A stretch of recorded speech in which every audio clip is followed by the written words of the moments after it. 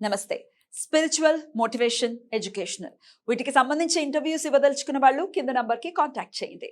నమస్తే, welcome to our channel. నేను పద్మిని. ప్రస్తుతంతో పాటు ప్రముఖ ఆధ్యాత్మికవేత్త, వాస్తు జ్యోతిష పండితులు జీవీఎల్ఎన్ చార్యులు గారు మనతో పాటు ఉన్నారు. మాట్లాడదాం. సార్ నమస్తే. సార్, ముందుగా మీకు సంక్రాంతి శుభాకాంక్షలు.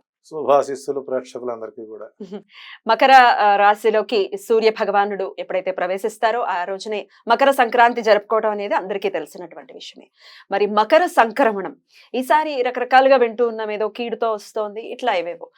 మరి ద్వాదశ రాశులకు కానీ ప్రత్యేకించి కొన్ని రాశుల వారికి కొన్ని పరిణామాలు చోటు చేసుకునేటటువంటి పరిస్థితి ఉంది అని వింటున్నాము. వీటిలో వాస్తవాలు ఏంటి, ఒకవేళ అలాంటిది ఉంటే కనుక ఏ రాశుల వాళ్ళకి అట్లాంటి పరిస్థితులు ఎదురుగాబోతున్నాయి?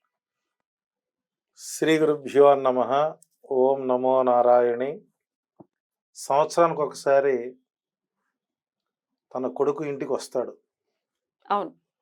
పాపం ఆ వచ్చేటప్పటికి ఈ తండ్రి వచ్చే సమయానికి కొడుకు బిజీ అవుతాడు, పట్టించుకోడు. అంటే వీళ్ళు బద్ధ వైరం. కారణం ఏంటంటే ఇక్కడ శని తన సొంత ఇంట్లో ఉంటే తన తల్లిదండ్రులను కూడా క్రమశిక్షణలో పెడతాడు. అటువంటి క్రమశిక్షణ పెట్టేటువంటి తండ్రి కొడుకు స్థానంలోకి తండ్రి ప్రవేశించడం వలన వాటి యొక్క ప్రభావం కొన్ని రాశులపై ప్రభావం చూపుతుంది. ఉదాహరణకి మకర రాశి అధిపతి శని, కానీ మకర రాశికి అనుకూలంగా లేదు ఈ రవి సంక్రమణం. అంటే తులారాశికి అనుకూలంగా లేదు.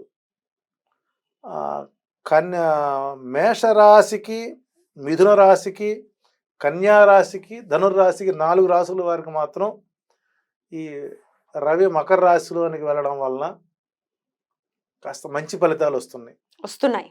మేష, మిథున, కన్యా, ధనుర్రాశుల వారికి అనుకూల కాలం. అంటే ధనుర్రాశి వారికి చాలా కాలం తర్వాత రిలీఫ్ వస్తుంది. ఎప్పుడైతే ధనుర్రాశి నుంచి రవి మకర రాశిలోకి వెళుతున్నాడో మరి ఆ స్థానంలోకి మరొక ప్లానెట్ వస్తుంది, శుక్రుడు ఎంటర్ అవుతాడు. అక్కడి నుంచి మళ్ళీ ధనుర్రాశికి మరొక ఫలితం వస్తుంటుంది. ఇట్లా మనం ఓవరాల్ చూసినట్లయితే మేషరాశి వారికి ఈ రవి సంక్రమణం, మకర సంక్రమణం ఒక మంచి శుభకాలాన్ని అందిస్తుంది. అద్భుతం. వీరికి గతంలో రావాల్సినటువంటి పెండింగ్ బకాయిలు, అంటే మొండి బకాయిలు, రావాల్సిన ధనం ఈ 3 మాసాల్లో, అంటే మార్గశిరం, పుష్యం, మాఘమాసం, పాల్గొన మాసంలోపు 4 నెలల్లో వారికి పూర్తి స్థాయిలో ఆనందకర వాతావరణం ఉంటుంది. కుటుంబ సభ్యుల మద్దతు ఉంటుంది. సంగీత, కళా, సాహిత్యంలో ఉన్న వారికి పూర్తి స్థాయిలో మంచి అవకాశాలు వస్తాయి. గతం కంటే కుటుంబ జీవితం ఆనందకరంగా ఉంటుంది. పూర్వీకుల నుంచి వచ్చేటువంటి ఆస్తి వివాదాలు మొత్తం తొలగిపోయి తద్వారా కొంత ఆస్తి సంక్రమణం జరగడానికి అవకాశాలు ఉన్నాయి. సంతానం నుంచి శుభవార్తలు వినే అవకాశాలు ఉంటాయి. వృత్తి వ్యాపారాల్లో పురోభివృద్ధికి ఆస్కారం ఉంటుంది. అంటే ఇక్కడ మేషరాశి వారు కనీసం 3 మాసాల పాటు ఉగాది వచ్చే వరకు ప్రతినిత్యము కూడా ఆదిత్య హృదయ పారాయణం చేసుకుంటూ ఈ 3 మాసాల్లో ఏదైనా ఒక రోజున అరుణ స్తోత్ర పారాయణం పురోహితులతో చేయించుకొని ఆ జలప్రోషణ చేసుకున్నట్లయితే వాళ్ళకి మంచి ఫలితాలు అవకాశాలు ఉన్నాయి. అయితే ఒక నెలలో మారిపోతారు, మళ్ళీ ఆయన మకరం నుంచి కుంభంలోకి వెళ్ళిపోతారు. అయినప్పటికీ ఈ ఫలితాలు 3 మాసాలు కంటిన్యూ అవుతాయి. ప్లానెట్ మారిన తర్వాత దాని యొక్క గ్రావిటీ ఇంపాక్ట్ ఉంటుంది.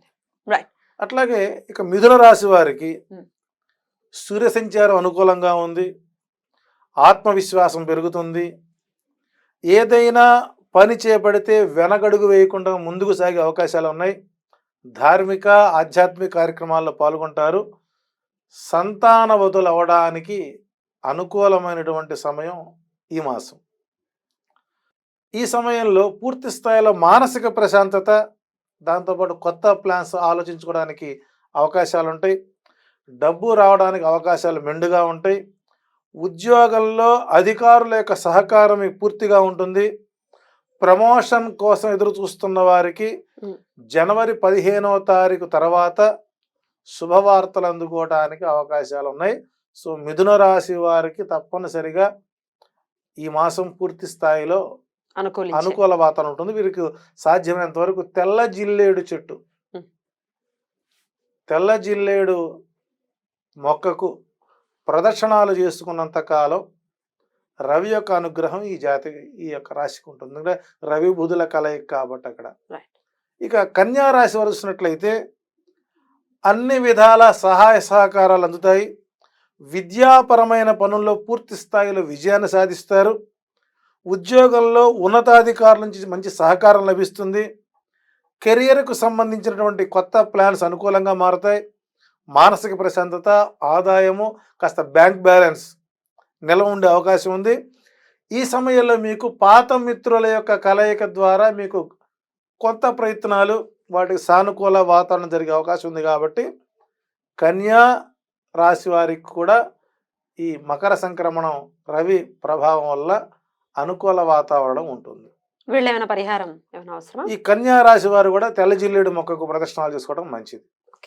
ఇక ధనుర్రాశి, ఈ ధనుర్రాశి వారి నుంచే సూర్యుడు మకర రాశిలోకి వెళుతున్నాడు. ఈ సూర్యుడు మకర రాశిలోకి వెళ్ళడం వలన ఆత్మవిశ్వాసం, మొన్నటిదాకా జనవరి 14వ తారీఖు వరకు పడినటువంటి మానసిక వేదన మొత్తము తొలగే అవకాశం ఉంటుంది. దాంపత్య జీవితం మధురంగా ఉంటుంది. ఆదాయ మార్గాలు పెరగడం వల్ల డబ్బులు బాగా చేతికి వచ్చే అవకాశాలు ఉన్నాయి. కుటుంబంలో పెండింగ్ పనులు పూర్తవుతాయి. శుభకార్యాలకు సంబంధించినటువంటి ప్రయత్నాలు ముమ్మరం చేస్తారు. ఉద్యోగాల్లో పదోన్నతులు పొందే అవకాశాలు ఉన్నాయి. ఈ నెల రోజులు మాత్రం కొద్దిగా భావోద్వేగాలు అణుచుకున్నట్లయితే మంచి ఫలితాలు వస్తాయి. ఈ ధనుర్రాశి వారు తప్పనిసరిగా జనవరి 15వ తేదీ రోజున, అది ఏ వారమైనా ఏ తిథి నక్షత్రమైనా, 1 కేజీంబావు ఎర్ర శనగలు ఏదైనా దేవాలయంలో ప్రసాదంగా పంచటం మేలు.